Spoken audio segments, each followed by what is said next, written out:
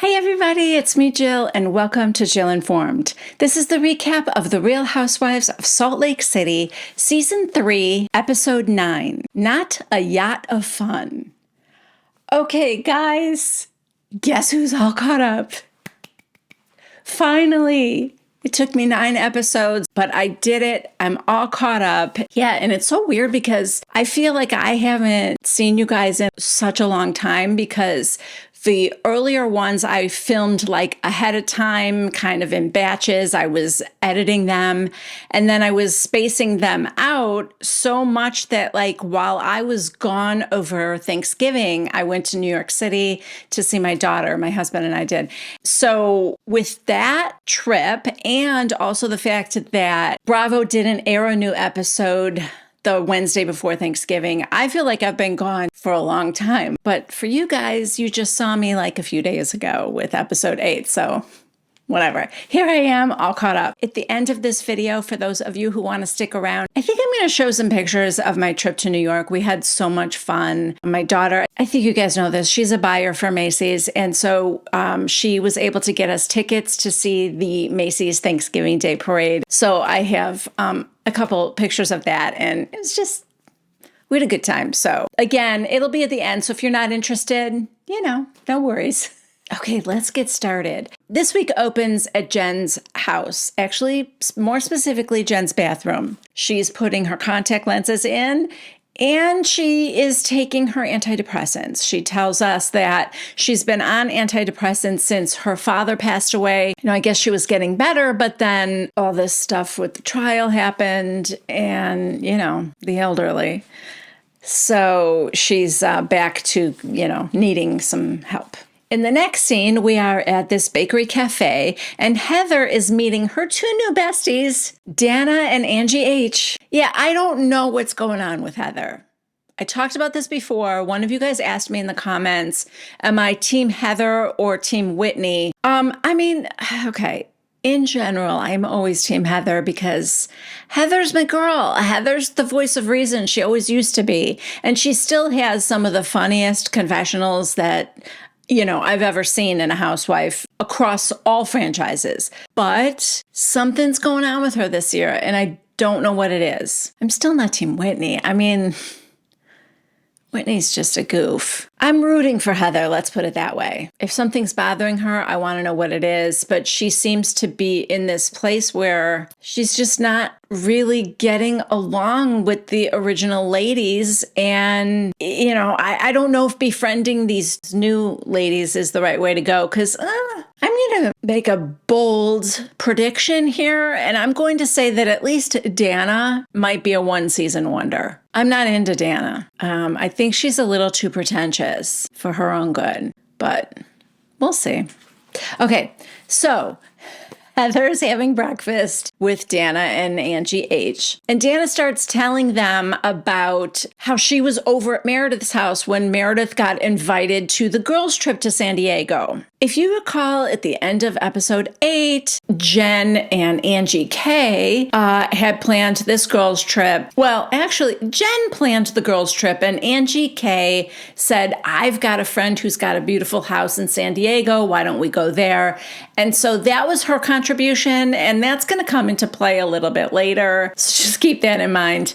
But anyway, they called to invite Meredith over FaceTime, and Meredith is like, oh, look who I have with me. And she turned the phone to Dana, and Dana's like, hi. And Jen told her, hey, I would have invited you too, except you had to call me a bully. So that's how last week ended. So now Dana is telling Heather and Angie H what happened. I was at Meredith's house. They invited Meredith in front of me. And then Heather said, oh, whoa, get this. On my way over here, I just get a call from Jen inviting me. So, I barely got invited. Oh, okay, but you did get invited. I don't think you were a last-minute invite. I think you were probably part of the plan all along. I don't know why you only got the invite now. Maybe she had been trying to call you and you didn't answer. I don't know. I'm not buying that Heather was like a last-minute decision whether she should be included or not. Even though they were having issues, Jen and Heather, I still don't believe that. I think Heather wants us to believe that. So now Angie H., the only one who truly isn't invited, said, so tell me more about this trip that I'm clearly not invited to. And Dana's like, it's a girls' trip. And Jen's like, you would have been invited, but you called me a bully. And I'm like, yes, I did. I think you're a bully. And Heather goes, what did Meredith say? And Dana goes, well, she wants us to work it out on the trip. On the trip. Heather goes, so Meredith invited you? You're a guest of a guest? Dana goes, yeah, I'm a guest of a guest. And I'm going to have the best time. Show of hands, how many of you guys would go on a trip that you weren't invited to? I'm not talking about like a girls' trip where just a bunch of people are going and you don't really know the host, but your friend asked if she could bring you along. I'm not talking about that. I'm talking about where you were specifically not invited because you called the host a bully. Would you go? I would not. First of all, why would you want to go? I mean, obviously this is different, right? You're on TV, so that's why she's going. But just in a normal situation, I would not go. Meanwhile, Meredith is visiting Jen. Jen is, like, oh, I hope you like this tea because it's a Middle Eastern tea. And we find out that it is like the middle of Ramadan. And Jen is in this very sort of thoughtful, peaceful place. And Meredith is like, oh, so we're getting Zen, Jen? That's great. However, Jen is not fasting for this Ramadan because Sharif told her not to because she's too stressed out that she would get sick. Side note, I'm obsessed with Jen's nails. You know how I feel about nails? And your girl just chopped off all of hers. Yeah, I do that every once in a while just for like a change and stuff like that. But I'm like already itching to like put some poly gels on again. Also, side note, what do you guys think about fasting? I am strongly considering it, almost to the point where I'm pretty sure I'm going to do it next week. And I want to try a long-term fast. Like, I would like to try a 7-day fast. I've never done anything like this before, and I know you're supposed to like consult with your doctor first. I might. I may shoot him a text in my chart just to see what he thinks. But I have been watching so many YouTube videos, and I am getting some books from the library about fasting. Hopefully I will get them before next week because I'm just in the headspace where I really want to do it. I feel like anything that I have ever read about it, I'm fascinated by it for one thing, but anything that I have ever read usually says it has all these health benefits. People have recharged their immune systems. It helps with like getting all this toxicity out of your body and all that. People have like reversed stomach issues and like all kinds of stuff. So I feel like, here's the thing. It's not like I'm going to be, driving a semi next week or doing anything like that would be dangerous, or that I have a job that might be dangerous if like I felt faint or something. So I'm pretty sure that I can control myself enough and know my body enough that if things were going too bad, that I would just eat. Like, it's that simple. I'll just try it. I know they say like day 2, 3 are the very worst. You're like consumed with hunger, but that you get over a certain hurdle, maybe around day 4 or 5, and you start to feel your energy back. It's so interesting to me. Sorry, I'm going on such a tangent.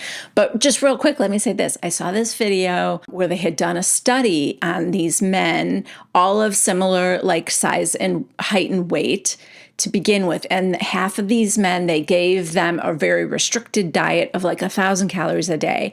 And the other half were fasting. And with the men with the restricted diet, they were lethargic. They were weak. They were losing muscle. And with the men that were fasting, they were burning fat. They maintained their muscle mass and their energy levels had picked up again. I think that's fascinating. That's like your body going into ketosis, which I understand. Like, I feel like the keto diet has gotten so bastardized that, like, I feel like most of the people that are doing it aren't really their bodies aren't in ketosis. It's, but this is truly your body going into ketosis, where your body is starting to burn its own fat as fuel. It's interesting. All right. Sorry. Back to the Housewives. So Meredith says, I feel terrible that things escalated the way they did between you and Dana. I think the intention was good, but it was a very poor way of communicating it. Wrong. Dana needed to sit this one out. I don't know, Jen may have bullying tendencies, but that's not what this was. She was not bullying Angie H., the woman who, along with her husband, created a fake Instagram account that hurt Jen's family name. And yes, I get it. Jen hurt her own family name by swindling the elderly. I'm not forgetting that for a second. But you, Angie H., and your stupid husband, Chris, you used her last name, and her last name only, by the way, which is the name she shares with her husband and her sons. You made it this salacious, Shaw exposed, where people would, of course, click on there to see what tea you had to dish about Jen, and it was a very ugly thing to do. Jen was hurt for her family, and she had every right to yell at you about it. That's not bullying. She was angry. Stop calling it bullying when a woman raises her voice. This isn't 1953. Women don't have to swallow their anger and, lower their voices in the presence of others. But mostly, it was none of Dana's business. So Meredith basically needs to tell Jen that she invited Dana on this girls' trip. Back at the bakery cafe, Dana is still spouting about Jen. Jen is very loud and aggressive. How can you guys not see it? I don't like it. Okay, that's fine, but unless she's loud and aggressive toward you, I don't think you really have anything to say about it right now, Dana. All Heather says is she's been like that since I've known her. And Heather's like, I'm over it. I keep considering my friendship with her, but she doesn't consider my friendship with other people. In her confessional, Heather said, Jen follows her own friendship rules, and it's either ride or die loyalty or I will burn you alive. And then Heather's joking and telling the other two that she likes to suppress her feelings. I like to put them in a tiny little corner in the back of my brain where I can just forget about them, like it never happened. Like with paying your bills. You just shove them in a drawer and you just forget about them. Okay, back at Jen's, Meredith asks her how she's doing about the trial coming up. And Jen's like, it's the fight of my life, and it's in 3 months. And it's just been a roller coaster. We get a flashback to Jen telling Sharif that she saw that there was another email came in from the attorneys. They want another $200,000 payment. And she's like, I know that was money that could have been used to send Reefy to medical school. And Sharif's just like, yeah, it's not great. Maybe you shouldn't have swindled the elderly. If it wasn't Jen's idea, someone gave her some very, very bad advice. Anyway, we cut back to Jen telling Meredith, so that's why I'm like, let me plan a girls' trip. Okay, great. As long as you're already in debt, why not? So Jen tells Meredith that since she's in charge of the trip, she is bestowing the title of CEO of Fun onto Meredith Marks. Meredith, the CEO of Fun. I mean, if that doesn't scream desperation, I don't know what does. Meredith is like, oh my God, yes. Jen's like, this is a resume builder for you, by the way. And Jen's laughing, and Meredith says, so what do you think about me including Dana on this trip? That's just a taste of the kind of fun that Meredith is going to bring to this trip. Solid hire, Jen. What, was Greta Thunberg not available? I'm kidding. I love her, and her message is incredibly important, but she's kind of constantly reminding us that we're destroying the planet. So maybe not the CEO of Fun. Okay, so back to the bakery. Heather's like, I have so much anxiety right now, I can't eat. Angie H. What about the trip? Can't get anything past that Angie H. She's very astute. Heather's like, yeah, I don't even know if I want to go on this trip. Honestly, she probably shouldn't, but I think she probably will. In fact, I wouldn't be surprised if she, as a guest, invites her own guest in Angie H. We'll see.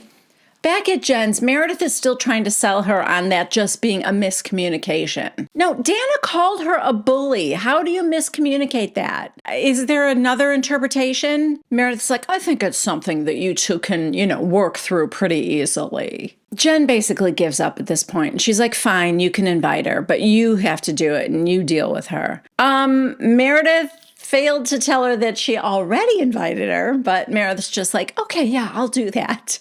Okay, cue the packing montage. Now we have Jen over at Angie K's house, and the two of them are like putting the final touches on the trip. Angie's calling it a Greek Tonga kind of a mashup vacation theme. Side note, I'm kind of loving the Shaw merch that Jen has. Even though I don't want to support her in her efforts to pay for an attorney, but I do think that this Sha the Fa Up mug is kind of cute.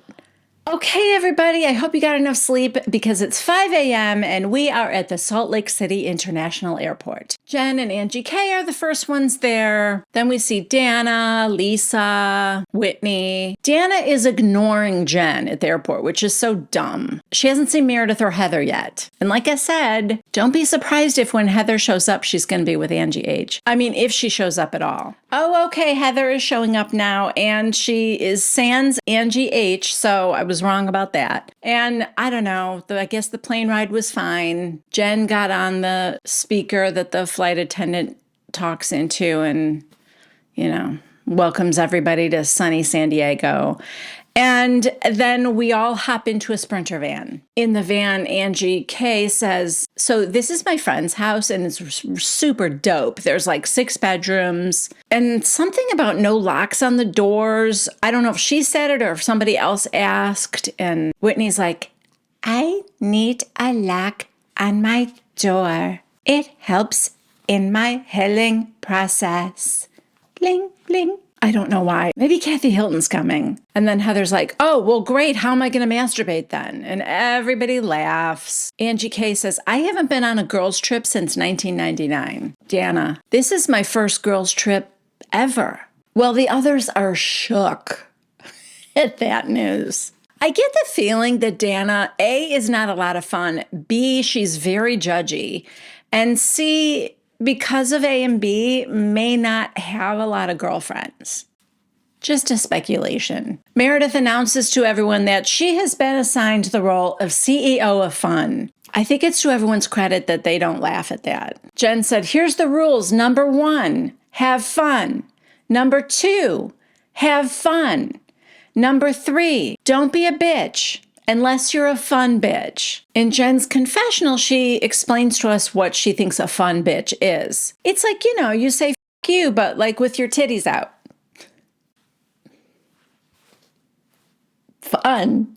So we arrive at the house, and yeah, it's pretty dope. I mean, the backyard pool area is like a resort. Lisa is very surprised. But, to be fair, Lisa is still recovering from the house in Scottsdale. So she's like, wow. This place is good. Well, apparently Angie K has taken over as the main hostess of this girls' trip because Jen wants to make the room assignments or something. And Angie K goes, I'm giving a tour right now. She's getting very sort of possessive of this is my friend's house and I know this house. And it's sort of childish. And it is definitely annoying Jen. Every time she shows a bedroom, there was one that's kind of off, sort of like a casita maybe. It's its own little apartment. And Jen's like, I don't like this room. And then they would go to look at some of the other bedrooms and Jen didn't like those. And then at the very end, there is a spectacular primary bedroom and probably the only bedroom Jen even kind of liked. And Angie K goes, and this is my room. And she jumps on the bed like she's taking full ownership before anybody else does. Again, it was a little childish, you know? And yep, this is my room. Which, you know, listen, I'm not saying everybody should kowtow to Jen, or because she swindled the elderly, she should get the best room all the time. But I'm just saying, if you are her friend, or, you know, you've been her friend for 20 years like Angie K has, I think you would be like, all right, we're only here for a few days, and Jen could possibly be spending the next 10 years in a jail cell. So maybe I'll let her have the nice room, but not Angie K. No. This trip, Angie K will have the best room. Again, all the rest of the bedrooms were fine. Jen's a diva. She just is. But she's also pretty funny, and I think she's a good time. She'd never be my best friend, but I could let that stuff slide just to be around someone, you know, fun. Oh, wow. Okay, so it is a full-blown issue now between Jen and Angie K. And Angie K, like, interrupts, like it's her plan. Jen starts to make an announcement now to tell everybody like what she has planned for the day. And Jen's like, okay, you know what, Angie, why don't you say it? Because you already f***ed up the room assignments. Angie goes, all right, bitch, you go ahead. You take over because you're a f***ing pro. Jen, I am a f***ing pro. Then she took her champagne and poured it on Angie K's head. Happy Ramadan, everybody. Zen Jen. Angie K, are you serious? Jen, yeah, I'm serious. Then we get the replay in slow-mo. Serious. Are you serious? And Jen's like, oh, come on, it's funny. You could do it to me. Go ahead, you can pour a drink over my head. And Angie K's like, I wouldn't do that. So Jen takes Angie's drink and pours it on her own head. And she's like, oh my God, I thought I could joke around with you. Yeah, Jen, you weren't joking. You're pissed because you didn't get the good room. You poured a drink on her head because you were mad, not because you thought it was so fun. So now this whole, you know, oh, come on, we're just having fun. Nobody's buying that. In Meredith's confessional, she said, everyone has different levels of what they think is fun. And apparently Angie K doesn't like things poured on her. Noted. Oh, God. Do you, Meredith? Do you like things poured on you? All right, so everyone is now like getting ready for a yacht trip, which is so weird because one of the reasons Angie K was so upset is because she just got a blowout for that evening. But now I find out they're going on a yacht trip first. So Lisa follows Angie K into the primary bedroom and has a little talk with her, asks her how she's doing. And Angie goes, obviously, Jen is on edge. She thinks I'm trying to take over the whole trip, and I got this house, so I was just trying to help. Oh, bullshit.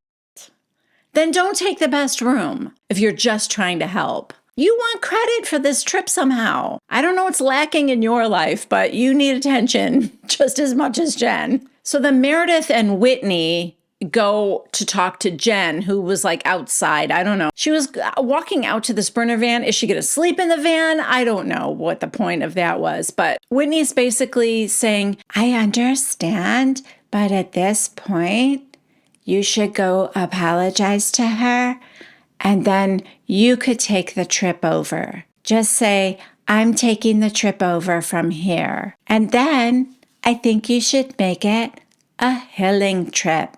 Everyone could use a little healing. Would you like me to call my shaman? Lisa is fully taking Angie K's side, and she's like, I feel really bad that I didn't say anything in the moment. I really should have called Jen out on her bad behavior. So now Angie K tells Lisa that not only did she host and plan the birthday party for Sharif, but she paid for the entire party. Wasn't supposed to. She said, I was only providing my home, but then I ended up planning the whole thing and paying for the whole thing. $15,000. Then in her confessional, she itemizes the entire thing for us. $3,000 flour, $4,000 box, $600 cake, $3,000 dance floor and table, $750 cleanup, $500. Dancers, $900. $3,000 casino table. $4,000 appetizers. And how much money did I get from Jen Shaw? Zero. Angie K. I could have spent that money buying a horse for my daughter, which, I actually did end up buying a horse for my daughter. But when we get home, Jen will be getting a bill from me. I will no longer pay for that party. Outside with Jen, Whitney and Meredith are they're heading into the house now. And Meredith goes, honestly, I don't even think she's that angry. Back in Angie's room, Angie's crying. I'm so mad right now. Oh, your instincts are spot on, Meredith. So now we have Heather who's heading into Dana's room and she's like, what are you going to wear? And are you dressed? And this is all for the yacht, by the way. And now Dana is basically telling Heather how she should have reacted to Jen's pouring of the champagne over Angie K's head. She tells Heather that she should have told her friend Jen that that was uncalled for. Heather's like, what, should I have swatted the champagne flute out of her hand? I actually kind of agreed with her. She wanted Angie K to shut up and to get us all talking a little bit. Heather tells us in her confessional that it secretly thrilled her a little because it was taking the focus off of her and what a friend she is. So Jen comes in the room now and she asks Heather if she can get ready in her room. And Heather's like, absolutely, I'll be right there. So she stands up and to Dana, she's like, well, you're halfway ready as it is. So I'm going to go now and get dressed. And I just want to say, I get that you want to stand up for truth and justice, but you're a guest of a guest. So do not take up with the hostess. Wow. That was Heather's passive-aggressive response to Dana telling Heather what she should have done in the instance of Jen pouring the champagne on Angie's head, right? There's a lot of passive aggression going on this trip, which is going to quickly just turn into aggression, I feel. In Dana's confessional, she's like, boy, the loyalty runs deep in this group for Jen. Does Jen have something over them? Okay, so yeah, everyone is getting glammed up to go on the yacht. And I can only help but feel like Angie's blowout was a little premature. Because isn't it going to get all windblown on the boat anyway? So now as the ladies finish getting ready, they're all just kind of meeting up in the kitchen before they leave. Then we get a flashback to a little bit earlier where Angie K called her husband Sean on the phone. And she says to him, the very thing that Jen is being accused of is conning people out of money. And somehow I just feel like I got conned out of thousands of dollars throwing that party for Sharif. Oh my God. First of all, let's not compare ourselves to the elderly who are living paycheck to paycheck off of their Social Security benefits. They got swindled out of money that they need to survive, not money they had set aside for a horse for a 6-year-old,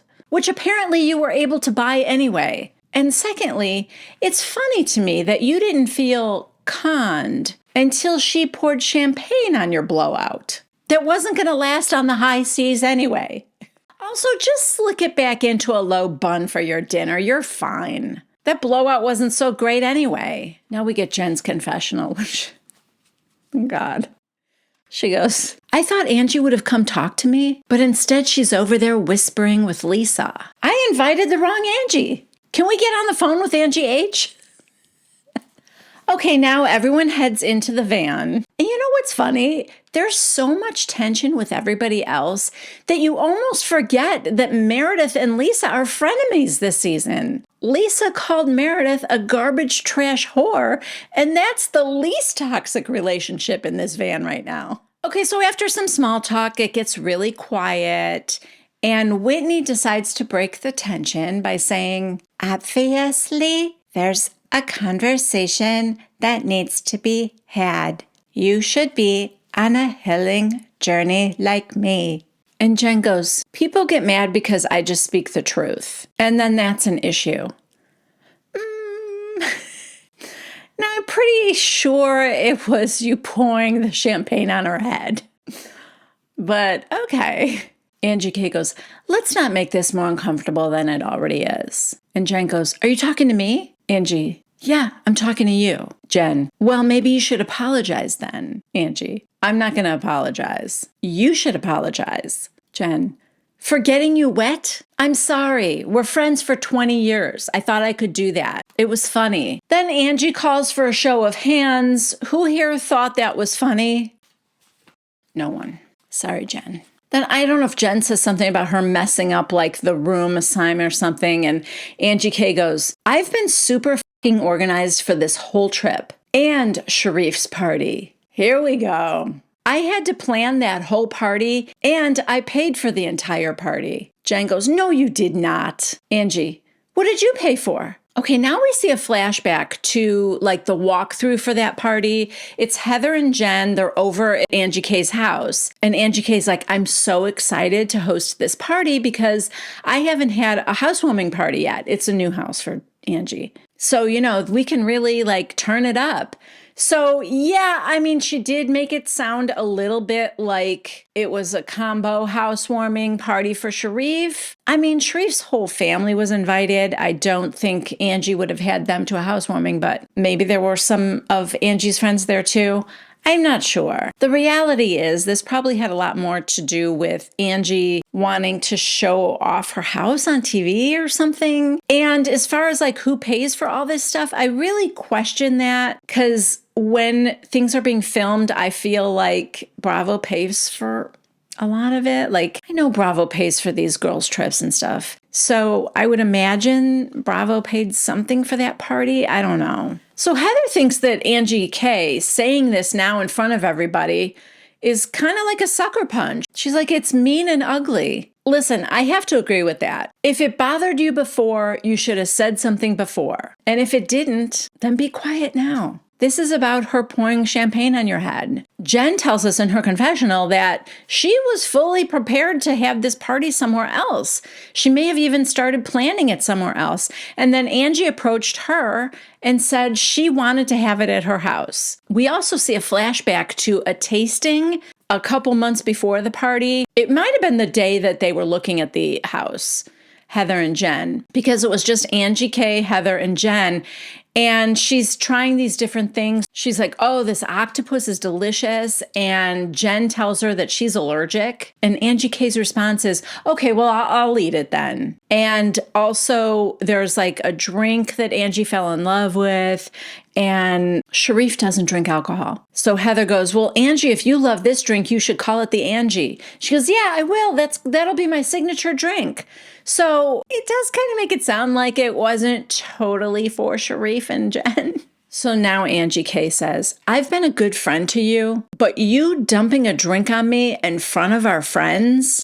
Well, friends is a bit of a stretch, but okay.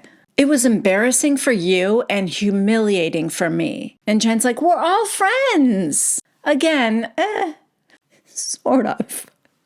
Angie K, I'm a fucking respected woman. Jen goes, so am I. And Angie goes, are you? How come you can't keep a friendship with anybody? I went to bat for you, blah, blah, blah. I was only supposed to open my house to you, not my wallet. Who was supposed to pay for the octopus and the alcohol?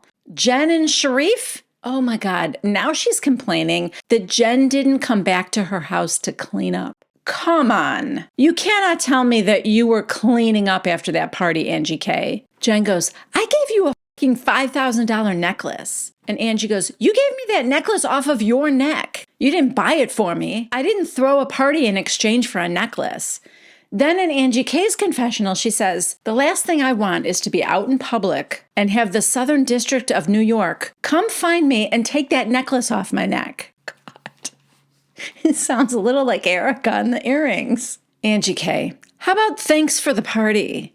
I still am waiting to hear that. Jen, thank you for throwing my husband's birthday party.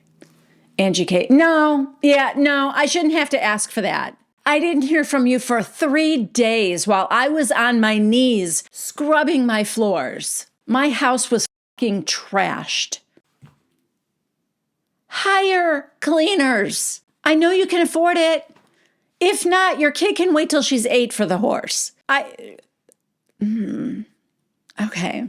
Is it just me? Do any of these housewives clean up after their own parties? I'm shocked. Anyways, Angie says something else, and Dana now feels like she needs to say something. I don't know why. No more sweeping it under the rug. Oh, shut up, Dana. Angie K. No more. I'm not doing that anymore. Of course not. She's scrubbing the floor under the rug. Then Angie said, I mean, that's something you probably should do to Dana after the week you had with your feelings about her, not me. So I don't exactly know what she meant by that, other than I think she's saying she would have understood if Jen poured a drink over Dana's head for calling her a bully, but she can't believe that she did it to her. Jen's like, I didn't even want to have the party at your house. Angie, yes, you did. Then we get Jen's confessional. Is that what we do now? You host a party for someone and then send them the invoice? I wish I got that memo before. Then I could have sent Meredith Marks a bill for $80,000. We get a flashback to season 1, the birthday party that Jen threw for Meredith Marks, which again, to be honest with you, as I'm seeing all the Polynesian dancers and stuff, was a lot less for Meredith Marks. It was almost like Meredith's birthday was an excuse for Jen to have like a lavish gathering at the Shaw Chalet, you know? Okay, so we finally are at the dock and the ladies are walking on board. In Heather's confessional, she says, I don't feel great getting on a boat with these ladies. Historically, we don't do well in confined spaces. And to me, a yacht is just a sprinter van on the open water. Okay, so Jen is crying. Heather and Meredith are trying to comfort her. Meredith is like, the reality is you want to have fun. So let's not incite anything. We can deal with it tomorrow. Meredith is realizing that she's failing at her job as CEO of Fun, which, I mean, that tracks, right?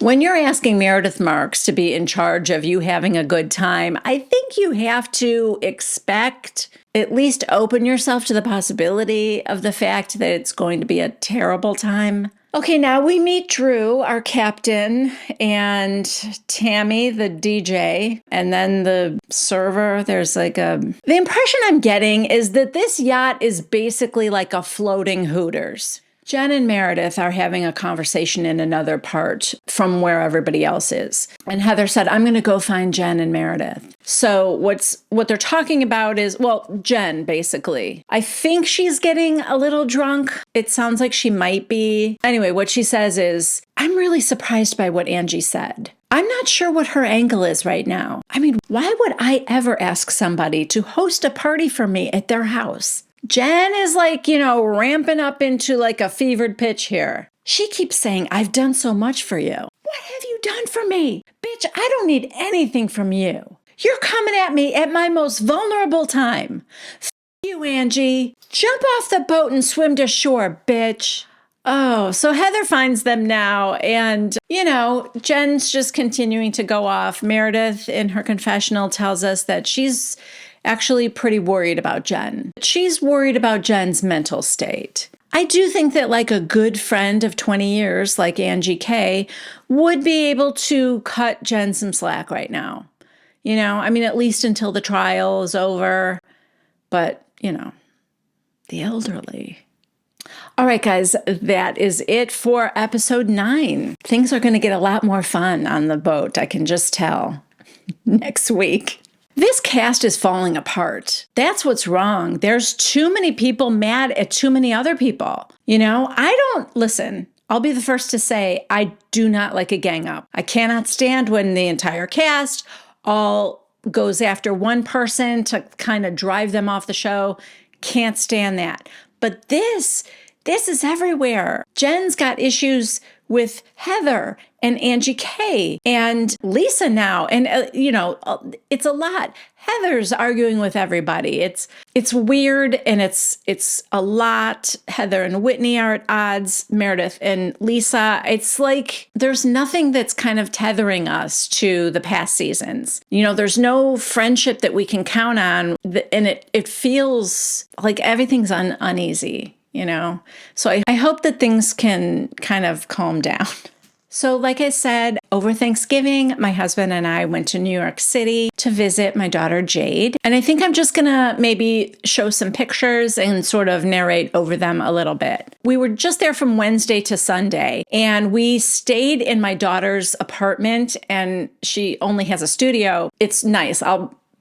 I might have some pictures of that too. I'll see if I can find them.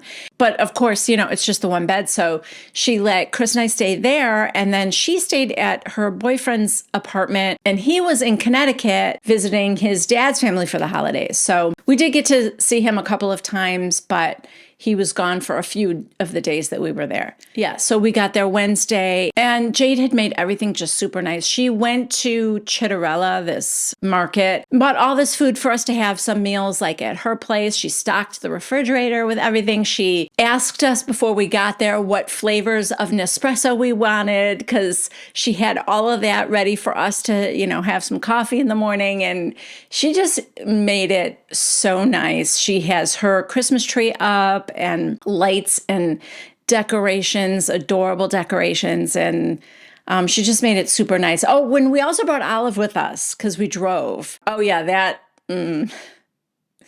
I don't recommend it. I do not recommend driving on the busiest days of the year. That was a little hellish. But once we were there, it was very fun. So like I said, we got there Wednesday, and that first night we went to this Mexican restaurant, and I cannot remember the name of it. If I think of it, I will add it down here for you guys. It was so good. And we went there with Jade and her boyfriend, Andrew. So it was the four of us. And then she took us to this speakeasy place for a drink. It's called the Rain's Law Room. And you have to go down these stairs and knock on a door. And you go in, and it's dark, and you have these individual little rooms with just a kind of a curtain around you. So the four of us were just in one little private place. And then there's a button on the wall to have the waiter come and get your drink order. My daughter and I ordered a drink. I think it was called Sweater Weather. So delicious. Super, super delicious. And then Andrew and Chris got Manhattans, I think. And this is just a picture of inside our little cozy private area. And that's just Jade and Andrew. It looks like we all finished our drinks. So this was the end of the evening. Bright and early the next day, we had to be at the parade because we had tickets, and you had to be there at 7:15 or something. And this was a whole crazy kind of messed up thing. We went one place we were supposed to be able to get in. The cops weren't letting us in. They sent us somewhere else, and we're doing running through Central Park to one place to another, kept getting transferred back and forth. And then just by chance, we ended up back at the place we started, and it was just we had to wait. They had to check to make sure we could get in. And so long story short, we got in. There was plenty of places to sit on the bleachers there. And this is just a picture of the four of us. And then, of course, I started off by taking a picture of every float, like Jolly Green Giant and Grogu, some of the bands. Oh, I think that band was from South Carolina, so I had to take a picture of them. Pillsbury Doughboy. Anyway, it was awesome. We had such amazing seats, so close to the balloons. And just, I don't know, the Macy's Day Parade is so iconic. I remember watching it as a kid, watching it on TV, Thanksgiving morning. It was just so super fun to be there. The weather couldn't have been more beautiful. It was, there was a crispness in the air, but it was not cold or windy or anything. It was sunny, and it was really perfect weather. Oh, the Statue of Liberty. They had a lot of stilts workers. A lot of celebrities. We saw Gloria Estefan. We saw Paula Abdul, Ziggy Marley, Jimmy Fallon. And of course, the biggest celebrity of all, the parade ends with Santa Claus. And that float was just beautiful. So then after the parade, Andrew left for Connecticut to be with his family. And that night, we had our Thanksgiving dinner at this hotel, and it was delicious. And then the next day, Jade took us to her work. And it's the flagship store on 34th Street, Miracle on 34th Street, one of my favorite Christmas movies. In fact, long before I ever even saw It's a Wonderful Life, I was watching Miracle on 34th Street as a kid. Poll question. No, I can't do poll questions anymore. I hate that. Let me know in the comments which is your favorite Christmas movie. It could be Miracle on 34th Street, It's a Wonderful Life, White Christmas, whatever. Die Hard. Just let me know what your favorite Christmas movie is in the comments. I know we all have such different tastes. So anyway, we go to Macy's. It's exhilarating. I mean, listen, it's not for everybody going to Macy's on Black Friday, but it was so cool. Of course, we got to see the beautiful windows. And then Jade took us she's a buyer for petite and plus size like event dresses. So it would be, prom if you're the mother of the bride, that kind of thing. She works with certain designers, certain brands. And so she took us through the store and showed us some of the different garments that she has purchased for the store. But it was just super fun to see her in her element and to see my daughter at work. I mean, obviously, I didn't see her offices, but just seeing the store was so fun. And then that night, we went to Cafeteria, which is kind of a tradition of ours. It's a place that Jade and I discovered when she was there between her junior and senior year of high school. She took a summer class at FIT, and which is, I think, what helped her decide that's where she wanted to go to college. But we stayed there for a month that summer, Jade and I, and we had discovered Cafeteria then because we were staying in Chelsea. It was, I don't know, it's not super fancy or anything. It's just a great restaurant. They have amazing meatloaf. So we went there, like I said, kind of a family tradition of ours whenever we're in town. And that was so good. And then later that night, Chris and Jade went to go see Guster. And I stayed home with Olive because Olive was being such a good girl the whole trip. And, we were running around a lot without her. And so I just wanted to hang out with her that night. And so that was Friday night. Then Saturday, we went walking around and we went to the Harry Potter store. Another crazy time of year to be in there, but it's just such a cool store. We all figured out what our houses would be. My daughter's definitely Slytherin, and even though that's my favorite because I have a huge crush on Lucius Malfoy. I mean, arguably the most attractive man. Other than, not gonna lie, also attracted to Snape. I have a type, apparently. But even though I'm attracted to Slytherins, I think we decided that I was a Ravenclaw. My personality was more Ravenclaw. And I think Chris, we decided, was Gryffindor. Anyway, it was just so fun seeing all the stuff in there. And then we got butter beers, and I got butter beer ice cream. I don't know. So ridiculously delicious, both of them. We did that. And then later that evening, Andrew came back and the four of us went to, insert name here, a restaurant, Hillstone maybe? I think that's wrong. I don't know. It was super good though. It just had a delicious burger and those skinny like shoestring fries, like a nest of fries. It was so good. And then we came back to Jade's apartment and we played a game called Okay Boomer, where you split into teams of the boomers on one team. So it was me and Chris against Jade and Andrew. And that was super fun. It's like trivia questions. Chris and I have to answer like millennial questions, and the two of them have to answer boomer questions. Ultimately, I think it was easier for us because, we're living in today's world, so I kind of know certain things. Like one of them, for example, was they showed like the outline of the ghost, the icon for Snapchat.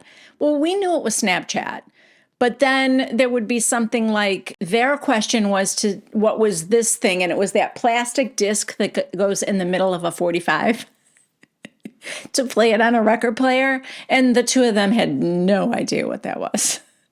So, and in some ways, because they weren't alive then, So in some ways, I think it's easier for the older people, but it was fun. And the next morning we had breakfast just the two of us and Jade at this place called Sunflower. Oh my God. I'm like every Gen Zer. I took pictures of our breakfast just because it was so beautiful. I got these like chia seed overnight oats, but the flowers and the fruits and look at Jade's pancakes with all the colorful fruit and the beautiful shapes. And it's truly like artwork. So I had to do it. And that was our last breakfast. And then we just went back and packed up and said our goodbyes and headed home for the most miserable drive of our lives.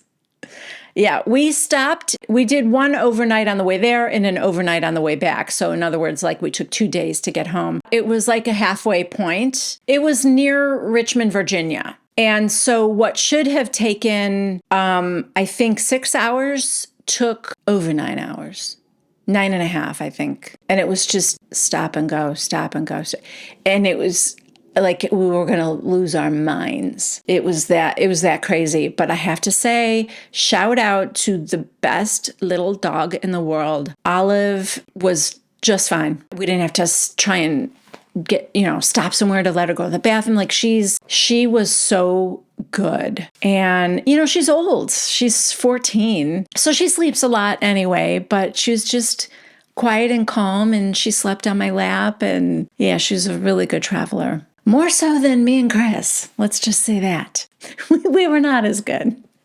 But yeah, that was my trip and it was so fun. But as always, it's good to be back home. Funny that the day I'm filming this is December 2nd. And yesterday marked 1 year since I've been here in Greenville. And I can't believe it. It really kind of in many, many ways flew by. But it's just, it's bizarre to me. So yeah, that was my trip. And if you're still here, thanks for hanging out. This is sort of my Vlogmas. Since I don't do Vlogmas like all the other YouTubers. That's my little contribution. As always, if you liked this video, please give it a thumbs up. And if you haven't yet subscribed to my channel, please consider doing so. And if you would like to get notifications every time I have a new video come out, please click on the bell icon. Don't forget, I am an Amazon affiliate, which means if you click on any of the links in my description box to items that I have for Amazon, you can purchase whatever you want from Amazon, and I will get a small credit for any of those things that are in your cart that you ultimately then purchase. That's it. I love you guys, and I will see you next week. Bye.